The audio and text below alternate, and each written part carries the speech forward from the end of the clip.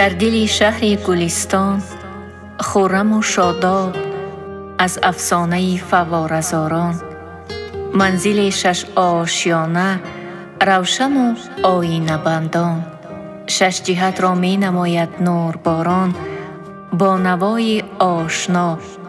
اینجا دوشنبه، رادیوی تاجیکستان.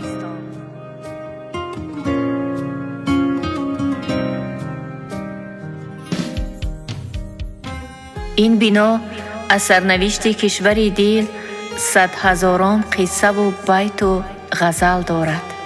از همه صاحب قلم ها و از بس صاحب علم ها داستانی تلخ و شیرین آفرین در خانه مانند زنبوری عسل دارد.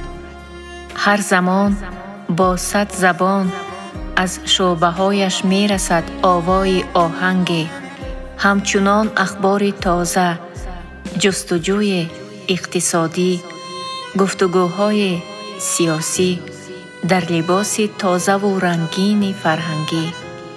هر نفس با صد هوس از دستگاه ثبت آواز صدای وقت می خیزد.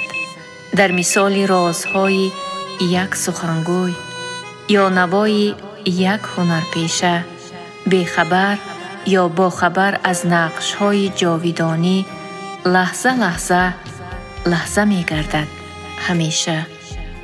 ته به ته تهخانه برجاست با نام خزینه، شش مقام اینجاست، فریاد فلک اینجاست.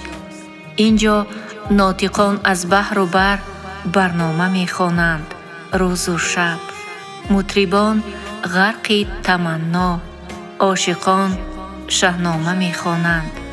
در هوای ساز شیوا رقص زیبای ملک اینجاست. اینک زینه سوی بالا، بگذری از کارگاه دفتر تنظیمگر یاران، دری از شعبه را باز بینما.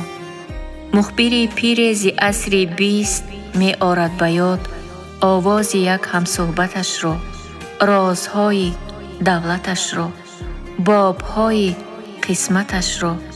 زندگی شیرین ترین تلخی است. این تلخی و شیرینی مبارک باد.